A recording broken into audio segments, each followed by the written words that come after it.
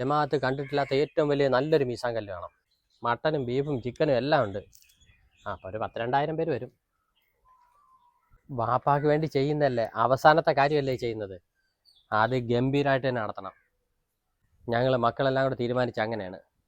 പൈസ എത്ര രൂപയാണെങ്കിലും ചിലവാക്കും. ഈ നാട് അറിയുന്നൊരു നേർച്ചയായിരിക്കണം. കല്യാണത്തിനെക്കാളും ഗംഭീരമായിട്ട് നടത്തും ഞങ്ങൾ.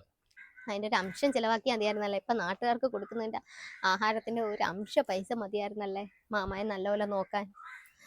മാമി മരിച്ചതിന് ശേഷം മാമയുടെ അവസ്ഥ വളരെ ദയനീയമായിരുന്നു. ആർക്കും അങ്ങനെ ഒരു ഗതി വരാതിരിക്കട്ടെ. നമ്മളും ഒക്കെ പ്രായമാവും.